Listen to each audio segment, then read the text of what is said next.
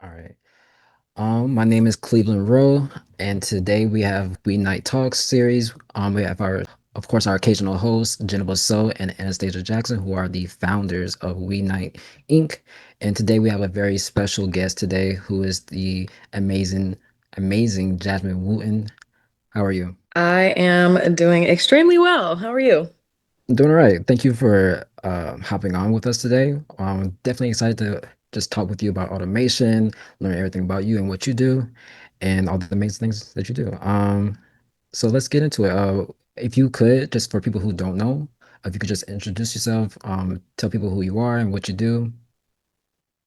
Yep. As Cleveland said, I'm Jasmine Wooton. I am the founder of Sis to Win. We are a company that specializes in workflows and automations for client onboarding, mainly for IT consultants and some coaches. Our goal is to partner with cool people who have cool ideas and help them do it bigger. I have seen too many times where somebody who is far more brilliant than I, has built something amazing, but ends up getting crushed under the weight of their own success because they didn't have the infrastructure to make sure that their business could stand up, and definitely not the infrastructure to make sure that their business can run. So we partner with those businesses and we help them build workflows so that they can actually scale instead of getting stuck. We've all seen those people who go viral and then almost immediately shut down, and I don't think that that needs to be the case. Absolutely. You say you work with cool people. Who are those cool people if you are able to give that information out? Now, I can't name names, but I can tell you what some of them do. And some of them, like, I'm telling you, like, okay, so I work with a couple of coaches who do. I'm a former athlete. I think about how different my life would be without the coaches that I have. And I didn't necessarily ever have like a career coach per se. But I see the work that the some of the coaches that I'm working with are doing, and I'm just always in awe because I'm like, well, where were you when I was, struggling to do this, struggling to do that, struggling to pivot from one arena to the other, and just seeing how they have been able to work with people and really help catapult their careers is like chef's kiss, like so cool. Some other folks who are building a speaker agency, like a personal branding type of agency, like the way that you can build your personal brand through conferences. And I've seen these people do it as well. So, like, that's also a cool thing to be a part of. And then also some of my IT consultants in the gov space, or that um, sell Microsoft products, etc. Like, it has been just very cool to see the things that people have come up with. And this is no shade to any of my clients. I say this all the time. I like to stay as close to the nerds as possible because I'm like, what y'all building? I want to be a part of it. So that's who I look to work I with, know that's right. and that's who I look to scale with. So it's honestly so fun. No, that sounds amazing. And this whole conversation, the reason why we brought you on, because you have a very knowledgeable and great insight into automation, and which is like this is our whole series is really about just really just talk about automation and how we need to build these systems to make our more time more efficient and just do things in an acclimated manner. Um, so I guess the question starts with like, what is automation and what does it mean to you guys? Okay, yeah. I would define automation as, in very simple terms, being able to take a repeatable process and making it automatic. So, I mean, you can think about the machines that we know and love today, my air fryer, near and dear to my heart. You know what I mean? Those types of things make processes faster and easier. And, there may be a couple of buttons that you need to press.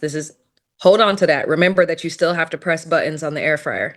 Um, But it makes the cooking process way, way, way faster. I have the dual one, so I'm really in that thing. And now I can make two different things at once just by pushing a few buttons and being able to monitor it. So it makes a process that may have taken me 5 hours, it may cut it down to one, and it makes my whole meal prepping more efficient. So automation is similar in that way to where it can take a process and shrink down the time, specifically repeatable processes.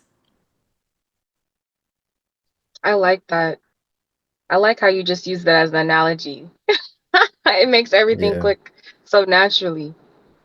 Um, yeah. I can't even say anything extra about automation. I believe Jenaba, you had something to say. I love the definition for sure. And I like that you chose an example that people wouldn't necessarily realize is an automation because it's just like a kitchen houseware tool. Um, Others that I think people are not aware of is like Calendly. There are so many people that have a Calendly booking link, and I think they don't even remember what it was like to have to email back and forth with folks to get a time down. So yeah, look at how like easy you're able to adopt some of these tools and technologies and how they've like automated your life. Just think about things like that. I guess another question would be like, what automation do you use in your own industry, Jasmine? Calendly for sure. I mean, Calendly sets me up for so many things. It allows me to pre-screen clients. It allows me to get information that I need before the call so that I can show up as prepared as possible without me having to go back and forth because the folks that I work with are usually um, like they're low on time. And Yeah. so us having to go back and forth to even schedule a call, let alone, me asking a couple of questions, is yeah, lifesaver. Same thing with sending invoices. You can automate that as well. Um, Different email sequencing is a great automation. There's some Airtable automations which I use. I mean, I use automation wherever it makes sense. hmm I feel like my favorite automation so far is the auto drafts for your emails. I use like Superhuman, and Gemini does it too in your Google emails. It just like auto drafts it, and it'll take the entire thread that you've been communicating with this person and like take that into context. That has been such a game changer because like now I don't have to go back and read it all. It's just like there, and I can just make it human, make it me. I love that example because it's still pulling context from like your real life experiences. Like there's still a human involved, actual things that you're talking about that have happened to you. And it's just pulling all that in to like make this amazing email that reflects like your your experience with that person. So hmm And I mean, to be honest, it saves me hours because I know back when Jenaba and I were first starting out, it would take us hours for one email. We were so meticulous about making sure we said the right things that it would take us hours. Um, and now it's seconds. Yeah, and with WeNight, we're pretty much on this automation journey where we're building out actual systems for each of our departments. So like marketing is pretty much like the what we're starting off with first, and like it's helping me in we're automating like the meetings and like being able to look back at those meetings and like be able to come up with goals or whatever, and just creating a more efficient time frame to give more time to other things that need to be addressing. So like whether it's content creation or doing like emails and stuff like that, it just gives us been giving me well because I'm the one doing it, but it just gives me more breathing room to actually address those things. So um yeah, so it's been cool to see this system being built, and yeah, it's just been really good so far. that's a great call out. Like to all of our creatives out there, I would say like not to shy away from it to your point, Cleveland, because if you can automate those things that are repetitive, that are kind of like annoying, taxing, then you can spend so much more time like tapping into your genius and what you love to do, what you love to create. That's a great message. Yeah. And I know we just spent a whole lot of time talking about the good things of automation. But however, automation can also kill your business. So can we talk about that? Yeah, I only have to be on the phone for about 2 seconds before I'm like, representative. I don't care. Give me the, I don't want to do it. Like, I just don't want to do it. I know exactly what I need and just get me to the person. Mm-hmm. And Mm-hmm. so I think that I think that just as easy as it is to save time with automation, you can also automate the life out of your business. Like you can automate the humanity out of your business. Mm. And I truly believe that the businesses who automate well, um, but keep a human touch are going to be the ones who have the competitive advantage. You have to be really, really, really careful when you are client facing automating because you don't want just anything getting sent. Like have it automate like a draft. You know what I mean? Like like there has to be some sort of review and to make sure that there's a human touch in there because automation is great when monitored. Yeah, it could just go left at any time. And so yeah, you have to make sure that you're automating the right parts of your business for sure. 1000%. Um, it's so funny because you're like, I want to talk to a representative. I grew up hearing my mom say, operator, operator, customer service. So I feel like that's one of those things that we have known automation does not really work well right then in the cost space. However, a lot of companies still do it. It helps maybe it doesn't help the customer as much as it helps the staff probably. Right, right. Um, so have you seen any instances, and Jenaba, like I want you to talk about this too, Cleveland too, like instances where people have automated and they don't have a clear understanding of what they're automating or if they even can automate? I'll start by saying this. Just because you can doesn't mean that you should. Okay? I can get an AI agent I can get AI to make me a video of somebody doing a cartwheel. Do I need that? No. And so it's important like the opportunities are endless. That doesn't mean you need to take all of them. And so sometimes even the things that we're like, dang, this took me a long time. Let me see if I can automate this. You kind of have to separate the feelings in it and figure out like what is the value of this step? What is the value of this action? And this is where like before you automate anything, you need a clear workflow. You need to know what is happening, step one, step two, step three, step four. If this, then this. If not this, then this. And if there's not clarity on that, sometimes you just automate stuff just to automate it just because you can. Because I mean, at this point, you can probably automate most of it, but is that actually helpful? Not necessarily. Like, so it's important to zoom out. And you may be doing a task that took you way too long, but maybe it's just because you're new to it, or this took you a long time. Maybe it was a little bit boring. You pass it to somebody else, they actually have a good time doing it and it cuts down the time. Like there are a lot of reasons why something can be moving slow, not just because it needs to be automated. And so I always suggest zoom out and build a workflow that can really, where you can really tell what actually needs to be automated, what can be automated, and what should not be automated. Great points for sure. I think like I've seen so many tech teams approach a client and just be like, oh, like I know what your problem is. Like we can build everything for you. And just kind of assume there are issues that don't even really exist and offer solutions ahead of time. That are these automations that would end up like messing up the internal workflow of that office or department. And one example that comes to mind is an insurance checker. So I saw this one team like offer to have a healthcare office on their website, like have this automated insurance checker that would allow patients to see like if their insurance would be carried and for what specific services, types of appointments, like how much they should expect to pay out of copay, like for an appointment they haven't even booked yet. And I was really proud of like when I was watching this scenario, the hiring, like not the hiring manager, the operating manager of the healthcare office, because she was like, you know what, actually, that's not our problem. Like our problem is that like we just get a lot of phone calls and people are unsure about like where we are and like what type of things they can get out of us. So let's actually just look at like that flow instead of possibly representing like misinformation on pricing and insurance, without having like a deeper tap into the database of like these actual insurance carriers and like all that information to give something that would be like appropriate upfront.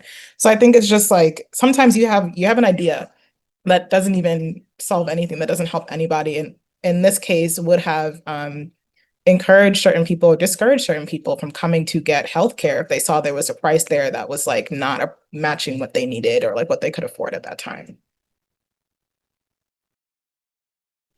Mm, that just remind you saying that reminds me of this trial that we've been doing with Zendesk. And it literally every single email that I get, it automates customer service. Every email I get, it'll take it and make it a ticket, but then it tells the entire team. So literally every email that I have, my entire team now gets a notification to go, I don't know, look at it, take care of it. And I get a lot of emails on the day to day. Cleveland's like, yes, yes, you do. Oh yeah, well, I wasn't even thinking about that, but yeah, you do. Oh, oh. And that like literally, and I've been trying to turn it off for the past week. Jenaba like was able to finally like help me out and turn off the reply because it used to also reply to everybody that's emailed me, which also is just not good customer service. um, and so it's like some people it made me think about, yes, sometimes the automation itself is unnecessary. And I believe like half of that, yes, is on the clients of whose system is getting automated. The other half is also on the providers because you there should be some type of process in play to make sure that what you're automating actually has a high impact, or else your customers might not come back to you. No, 1000%, because automation is iterative. Like you have to go back and get the feedback to know, do we keep this or not? Like it's just like anything else that you implement. You can't just set it and forget it, which I think is a common misconception of automation. And that's why there still needs to be a person. Like, please don't set it and forget it because as fast as AI is moving, as fast as everything is moving, if you haven't checked something in 6 months, it could be completely irrelevant. Mm.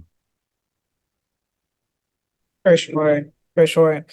And it creates like I think technical debt, right, for the teams to then go back and like fix that stuff. And sometimes people are like concerned about the amount of extra work it requires to like make something perfect. But something we like to say is like choose your heart, like choose the work that you want to do. I would much rather make an automation like impactful and like actually make a difference than like keep having these workaround systems and like manual workflows because the automation isn't doing what we wanted it to do. It's like you're working maybe 3 times as hard, 4 times as hard on something that could have been fixed. He just like addressed that technical debt and went back to the feedback. Hmm. I love the fact that also, Jasmine, you said that you can't just leave it. I think that is one of the huge myths, and we did not talk about that last week, that people assume that, like because everyone's like, AI is going to take my job, AI is going to take my job. So you hear automation, you're like, oh my gosh, that's AI on steroids. It's going to take my entire like company. Um, and that's never the case. Like you do always have to have a human touch point. Like it's a necessity. It reminds me of like gardening. You can't just leave your plants and be like, okay, yeah, no, they got it from here. You're gonna come back to a jungle in your backyard. Right, because even the automatic, it's like a bulb you fill with water and then you put it upside down. Somebody still got to refill that even. You know what I mean? So it's like you can only do so much with the automaticity. And that's why I had said with the air fryer, like I still have to push the button and I still have to check because sometimes, the directions on there say chicken 7 minutes, boom. And when I check in 7 minutes and it's burnt to a crisp, it's like, okay, I did the automation. I did the thing. Or if I look at it in 7 minutes and it's raw, I did the thing. That's not how it works. There has to be a human in the loop. There has to be somebody who is monitoring the progress. There has to be somebody who is monitoring the data. I mean, even if you've sent a mass email before, you know it don't even get delivered to everybody. So it's like Mm, just that alone, like that's something that you have to go check, even if an AI agent pulls a report to say, hey, it didn't get delivered to 50% of people, somebody has to read that and decide, hey, we have to tweak something. So I do hear, a lot of the, AI is going to take your job, AI is going to take your job. I don't want to say yes or no. I want to say maybe and. There are still so many opportunities that there's still so many opportunities for you to work alongside AI and automations in order to still be able to be somewhere. So it's not a, oh, we're never gonna, they started doing the self-checkout in grocery stores years ago. There's still people working the aisles. Like, you know what I mean? Like you still need people for Exactly. so many things. Exactly. Exactly. That made me think too about, and this might be a slight turn. So before I say that, anybody else wanted to say something on that particular point? I had nothing to say to that, but I just want to say you've been killing these analogies, Jasmine. It, Like, it's listen, I used to be a teacher. I You was got you that was my got next question. to yeah, you got to relate it to the people because if not, it can literally go right over somebody's head. Yeah, I was like, oh, she got bars, bro. And it's too like sometimes people assume that because they're not using the words that you're using that they have no idea what you're talking about. Like we know an air fryer, so automation. Like, when I say, oh, I work in, operations and all this stuff. Oh, I don't know. I don't know. Yes, you do. You have a morning routine, don't you? Yeah, that's a workflow. Like, you Yeah. know what I mean? Like I never want somebody to believe that they are incapable of accessing this information because I think maybe that's a lot of the fear around, AI or automation taking people's jobs is they feel like they don't know, but truly you do. You do. It's just a different name. Mm. And I wanted to bring up a point that you brought up earlier is that you said you can't really automate anything if you don't have an actual system or a workflow. And that's something I had to learn. Once Anastasia and Jenaba sat me down to like actually figure out my workflow or like to see what it is, I realized I didn't, it was weird just to see how I do my work. Um, but it also helped me to see where I could improve in certain ways. And just seeing the errors and just making that more efficient too. So yeah, I just see the point in that. That's why I just want to bring that up. Yeah, for sure. I have one more point about workflows. But Jenna, go ahead if we stand on that. But once we get to workflows, I got something to say. No, for sure. I just wanted to give you your kudos, Cleveland, because like you took those conversations like so humbly. You took it like a G.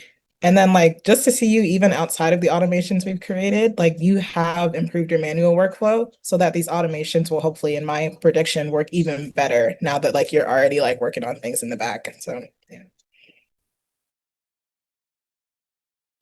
That's it. I'm so happy that you said that because that is one of the points that I was going to make. I think that um, as a business owner, I work B2B, so I work with a lot of other business owners, and I think that sometimes there can be a stigma that workflows can feel like micromanaging. But what I have found is that having workflows can actually build a lot of autonomy and agency in the people that are working for you because nobody wants to be like, okay, well, what's next? Okay, well, what do I do? Okay, is this right? No, nobody actually wants to do that, right? And so being able to be like, okay, these are the steps that I'm taking. These are the steps that work. Here's what's not working. All of those things to be able to evaluate your own work. I find that it builds a lot of agency, within yourself to build a workflow and see like, okay, yeah, this is what I do. This is where I'm spending my time. Like, oh, actually, this step is taking a really long time. I hadn't noticed. Like, let me dig in deeper to that. And so workflows end up giving you a lot of data in your, how to structure your week, how to structure your month, how to structure your day, versus it feeling like a aha, like gotcha moment, like, oh, let's look at your workflow, you've been doing this for 6 months, let's figure out how to build a workflow that shows what you're doing. And then it's like, oh, I'm exposed now. But really it can really give you data to be like, dang, I knew that was taking too long, or like, I don't want that to take as long. And so, yeah, let's figure out how to automate this because I actually don't enjoy this part, or this is the part that always trips me up. So that's really good to see, like building a workflow and then being able to, make a different choice because you now have data. Yeah, and once you have that set structure and system, it also builds that discipline too, which that discipline can eventually prove outcome and results. 1000%. Um, so getting on this whole subject of workflows and how we're now saying like you cannot automate without that already in place. What would be some advice, our direction, our guidance that you would give to our enterprises, our institutions, other businesses, who do not like their business runs on magic and coffee beans? Like, what would you give them so that they can start making their way to their automation journey? Oh, and then I have a follow-up question. Okay. Sorry, Cleveland. Okay, so if you are an entity, honestly, even if you're an individual, like this works in your personal life too. Like I have workflows around my house. Like this is how people can help me, or longer. This is a longer conversation for another day. But if you are an entity who is looking to build workflows, um, you have to really step into the feet of your clients. Like, who are the people that use these actual things? I think sometimes, as when we're managers in the cloud, not in the actual cloud, but you know what I mean? Like we're far away from this. We can make assumptions that don't always exist. So if you are not working with your ICs, or you're not working with whoever is actually doing the work, that's step number one. Step number two is making sure to capture each baby step. And I'm talking about each baby step, like client purchases, email sent to client, invoice sent to client. If the invoice is paid, then this. If the invoice is not paid, then this. And on every single step, you should be able to answer, who, what, where, when, why. And let it be that detailed. I was working with a client. They have onboarded over 400 clients manually, all the back and forth to schedule, all of that, right? Oh my goodness. That's what I said. And that was tricky. We talked about the workflow that they had. It was highly manual. And then, but also there were a lot of steps that were missing because they were thinking like kind of a little too far away from the action. So when we started zooming in, the workflow went from maybe like 6 or 7 boxes to like 50 different boxes. Like there are so many things happening that we skip because we're just like, oh, everybody knows what's next, right? But I promise you, if you're to ask your team right now, for everybody to write a morning routine, everybody's will be completely different. So you cannot leave certain things up to interpretation if you want to maintain uh, a level of excellence in delivery and a level of uniformity in delivery, because your brand, right, is surrounding being able to deliver at the same level over and over and over, right? You don't want to be like, oh yeah, I like Chick-fil-A, but don't go to the one on this corner because that one's a little, I don't know. Like we're all very familiar with that. But like that one, that's like that one off that nobody wants to go to. That is because the workflows are not clear. So something different is getting delivered every single time. So you really have to dig in dig in, dig in, dig in. Like, yeah, sometimes you want to zoom out, but when you're building that workflow, you want to zoom in as deeply as possible to capture every single detail and then figure out, are there repetitive steps? Are we taking, lateral steps when we need to be taking forward steps? Like, there's a lot to evaluate in building a workflow that you can get a new hire to jump in and do, because that's the goal, is to be able to bring somebody into it and they know exactly what to do. This reduces your training time, reduces, all of the costs that we associate with hiring new people. When you have that opportunity to dig into the workflow, it helps in so many ways. Exactly. Exactly. My next question was, with automation, and this is posed to everybody. I talked about this last week, so I don't need to pose my opinions again. But with automation, is that something that some businesses can do without? Is it something that everyone should start to implement? Is it something at least everyone should start to understand more? Yeah, like, is this something that you have to do to your for your company, or is it something that not necessarily?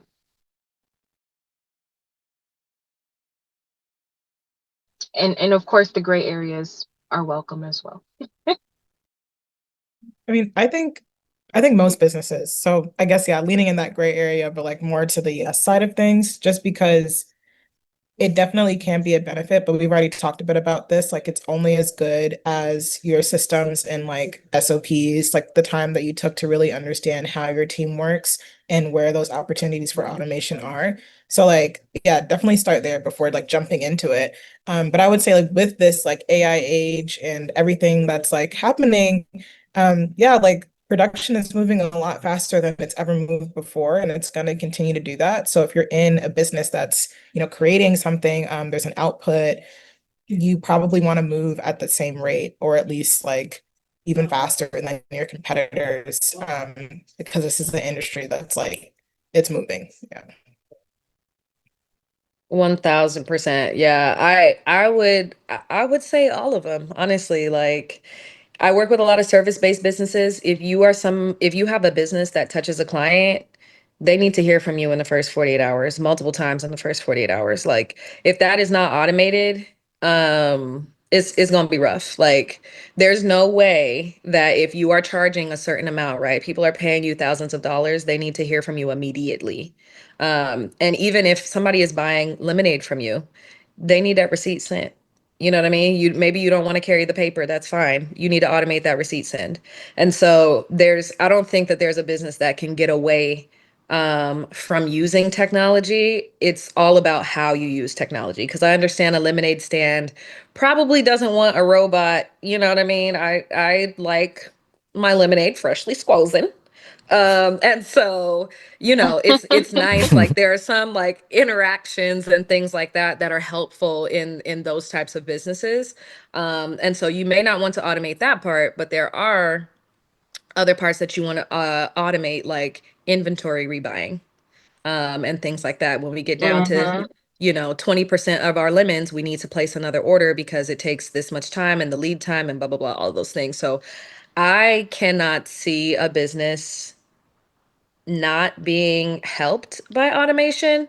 Although I can see many instances where they could overdo it, Yeah, or and be do it harmed. wrong. So yeah. Yeah, 1000%. Um, and I agree with the 100. Like, I keep saying like automation to your business is the same as websites were back in the Web 2.0 era, where if you didn't make a website, if you don't have a website now, I mean, I mean, just dot dot dot. What are you doing? Um, I, I, dot dot dot. Um, and then for that's the same thing that how we're going to be talking about. I feel I foresee my strategic foresight. Um, that's how we'll be about 10 years from now. Like, oh, you're not using any automations? Like, I have to wait. Okay. All right. Right. We already spoiled enough with Prime. Mm, Oof. yeah. Yeah. Oof, Yeah, I know. I oof. know. I know. We The still trying to the catch up. yeah. So yeah, I'm all about ordering directly from the actual company, but I'll be noticing. Yeah. You I'll said be I can get noticing that this it was not here tonight? between 10 and 3 the next morning. I do notice, yes. Yeah, So yeah. yeah. Okay. Okay. Um, but those were my two questions that just dawned on me as you were speaking earlier. Yeah, just to add on, but I mean that was like my only concern with automation is how it would lessen human interaction. That was always just my concern. I don't know if it's preventable or if it's ever going to be like maintained because in my eyes, and maybe this is my Afro pessimist views too, but I just see the inevitable. But of things just constantly evolving with AI or automation. So that's always just my concern with it just cutting off that human interaction. I always wonder. I think that I live in a tech bubble. I come from a very techie family. I spend a lot of my time around tech people. I've worked in tech, right? But then I remember from my education days that most of America does not read past the sixth grade level. Yeah. And so, although a lot of my current reality makes it seem as if every single person I know is being affected by technology because we use technology every day.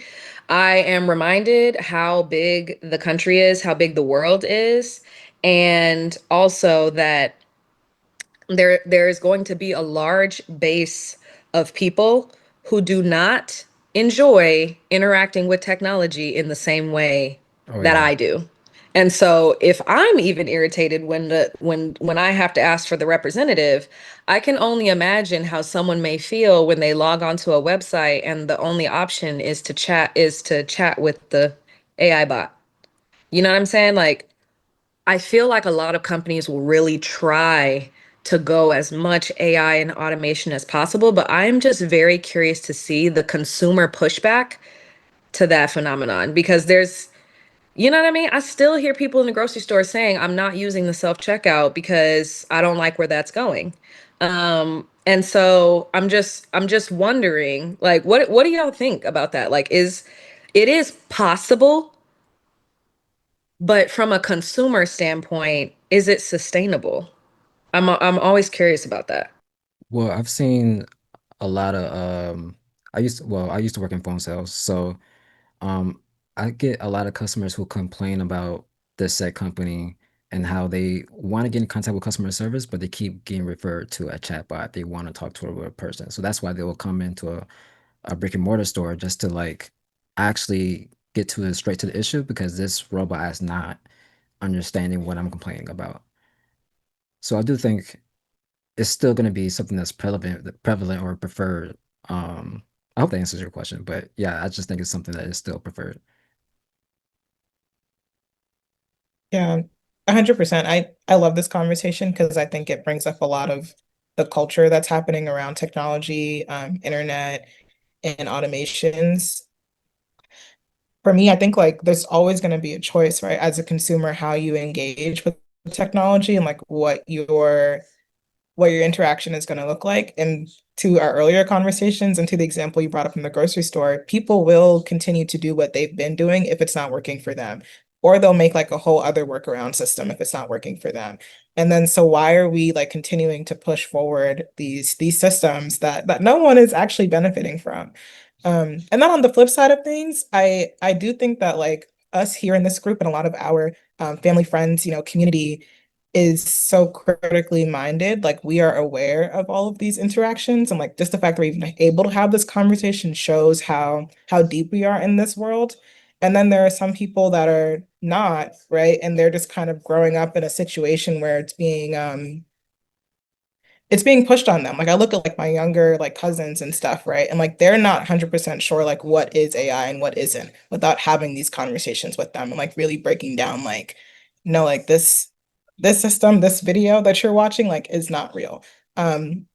And I think that like it's a choice to continue to have these conversations with our family, with our consumers, and then on like the building side of things, acknowledge that yeah, like we're building for real people that have like real situations, real problems, and like wanting to address that because they're gonna react how they're almost like trained to, I guess, in a way. Yeah. Mm-hmm.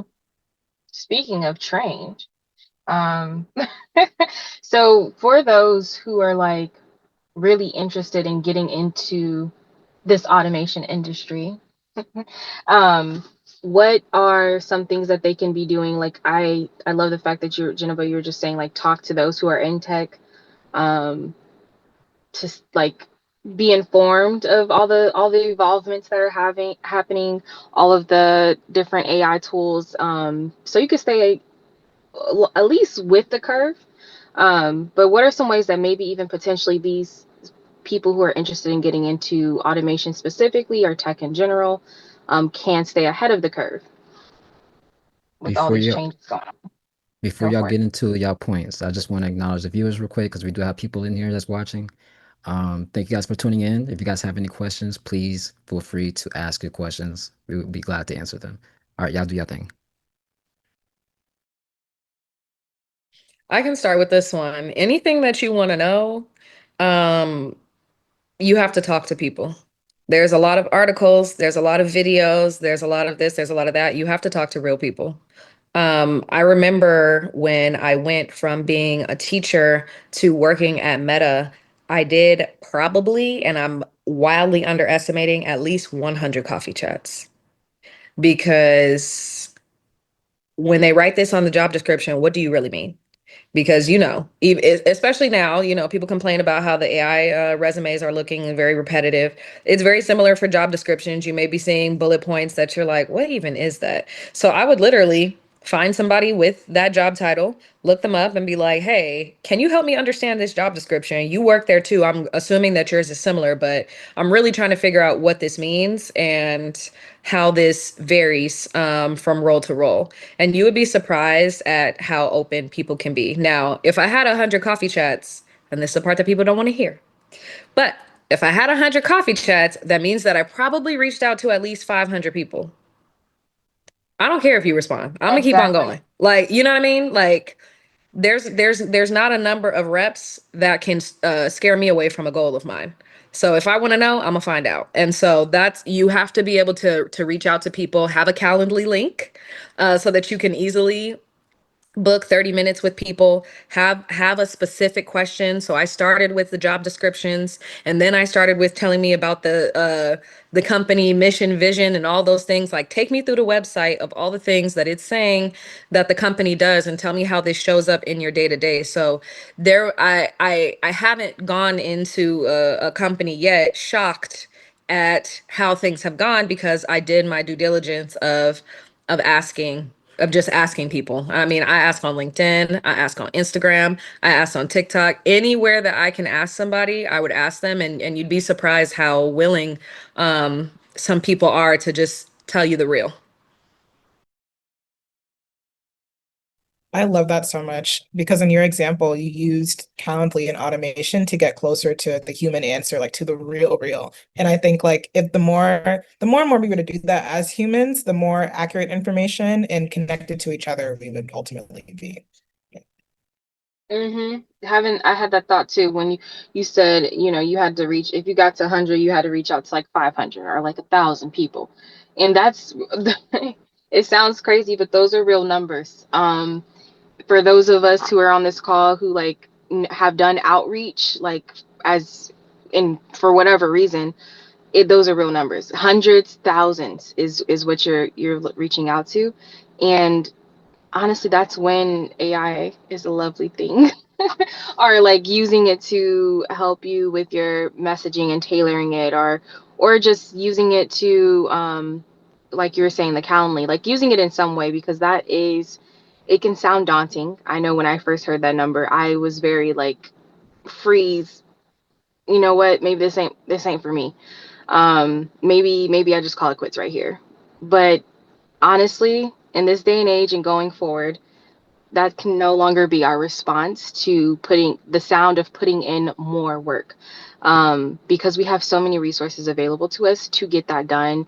And like you just said, Jasmine, there are people um, who genuinely want to give you like real insight on how their experiences are, what they've heard from other people. So 10 out of 10, reach out, use tools, and then reach out even if you want to know what tools to use.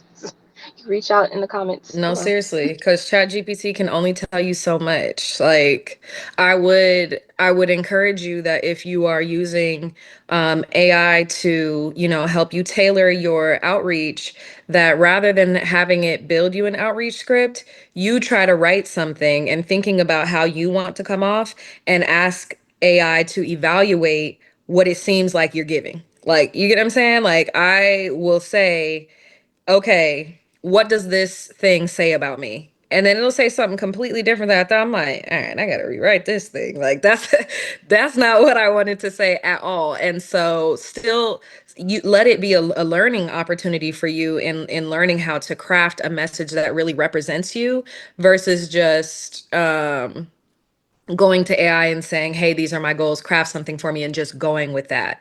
Like, work the muscle yourself and see how good you can get being evaluated by AI and then jump into it, honestly. And then ask the people that you talk with.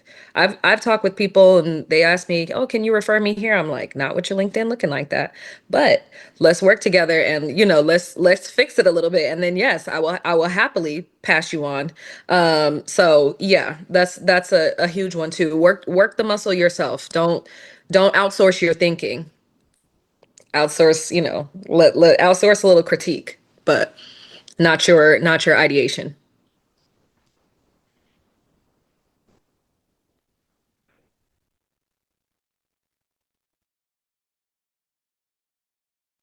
I feel like this is a great time to talk about diving deeper into those like tips for job seekers. So I know that you recently had a TikTok go viral, Jasmine, and a lot of organizations that pay interns that hopefully have their LinkedIn's together, right, can get referred to these paid opportunities. So if you can share more with that. Yes, let me pull it up real quick.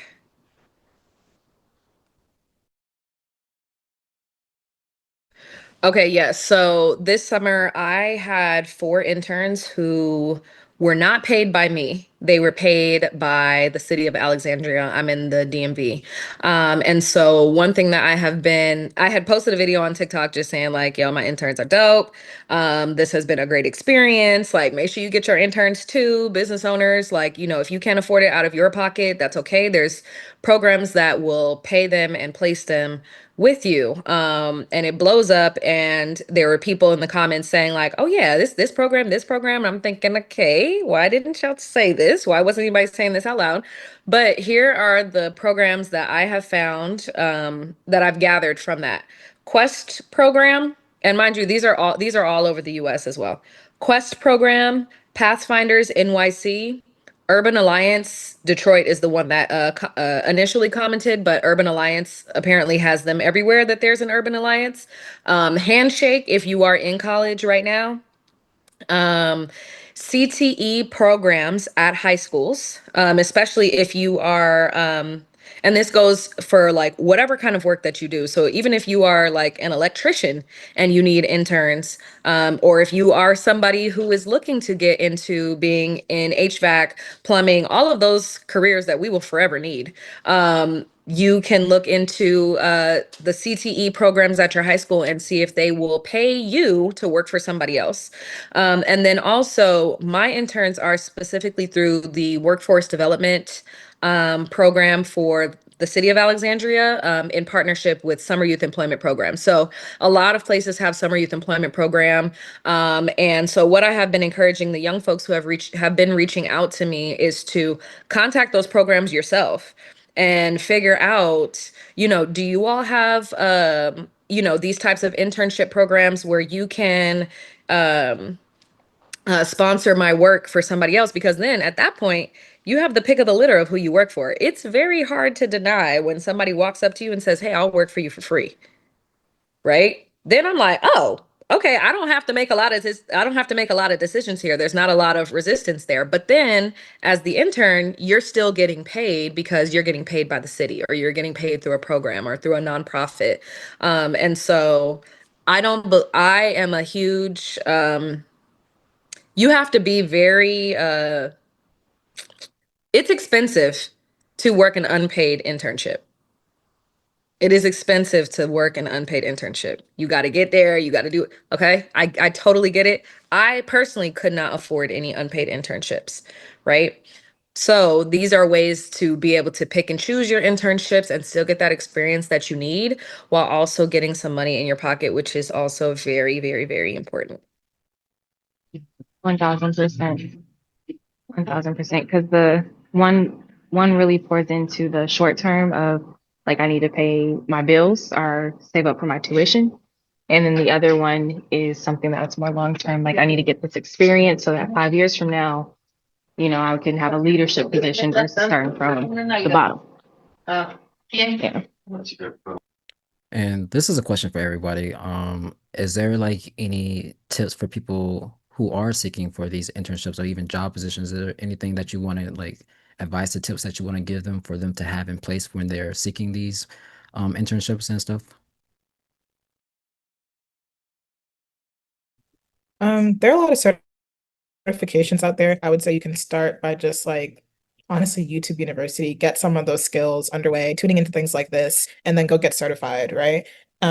Also just like playing around, build your own projects. What are you passionate about? And hop on, like make a workflow, get a SOP, get on Zapier, get on make.com, and just like build these skills for yourself. And then you can post those experiences on your LinkedIn as like a highlighted post and as like a project. You can even link what you worked on in there and get like your community excited about like your skill set. Yeah. And then like you'll actually have that for real. It'll be something tangible that you can point to and talk about that you actually achieved and did.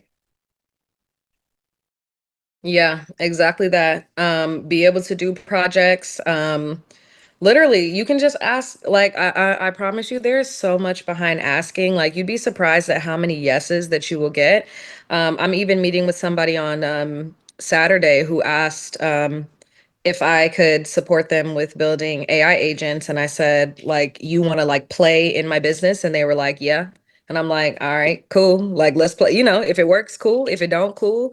And so, it's going to be a great experience for both of us to be able to learn and figure out what works and what doesn't. But yeah, that's the only way you really know is by trying. And then just like Jenaba was saying, making sure that you are posting about those experiences. I always say that if you are a job seeker, your LinkedIn is a live interview. So anything that they would ask you in an interview, there better be a post about it on your LinkedIn so that somebody doesn't have to interview you to know that you are fit for a role. So if you are looking to be in the operations space, you can get on ChatGPT and ask what are the top 10 questions that they ask in these types of interviews, and you should be able to answer them using the STAR format and storytelling to be able to start your posts on LinkedIn. All the projects that you're doing, all of those things, post about them, post about them, post about them. Like you need as many people to know about your skills as possible. Discoverability. It's all about discoverability. I feel like you both insinuated at this or made a gesture toward it but didn't call it out. So I do want to let the job seekers know and anyone who is listening that it's really another good point or good characteristic to bring into the market is like that hungriness and that willingness to shoot your shot. Even if you feel like you're underqualified, well, that's what an internship is about, or that's what that's what makes you that's what can potentially make you stand out from others. So really choose and hone in on that hunger that you have for that job and or for learning that skill, and use it to your advantage.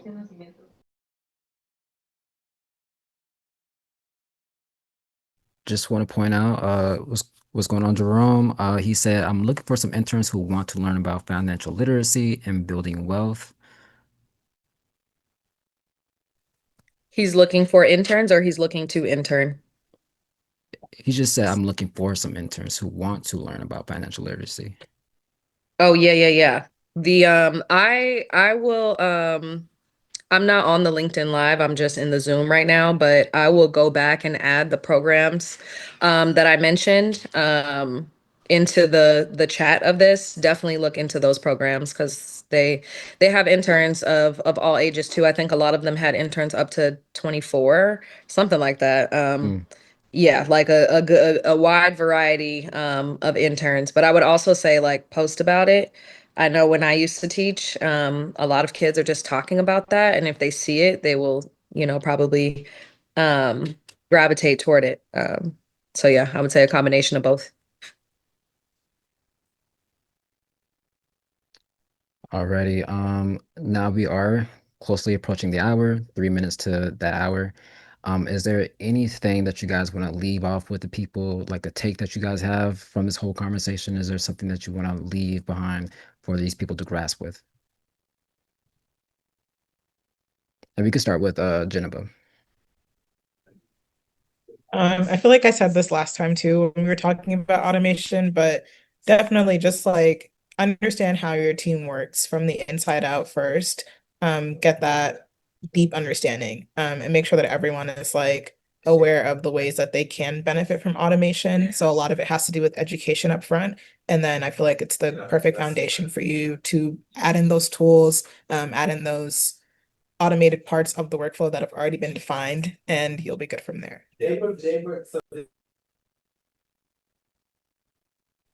Yeah, I'll say like the world is in motion. Um, and the only way that you are in danger is if you stand still. And so use your points of frustration as points of curiosity. So if something is taking too long, or if something is, I keep on forgetting to do this piece, use that as a point of curiosity to dig deeper and say, is there a different way that we can do this? Is there a better way? Can I outsource this? Can I automate it? Is this automated? And that is why there's a problem. And so use your points of frustration um, as points of curiosity. And that will keep you from getting left behind, which I know is a fear of a lot of folks.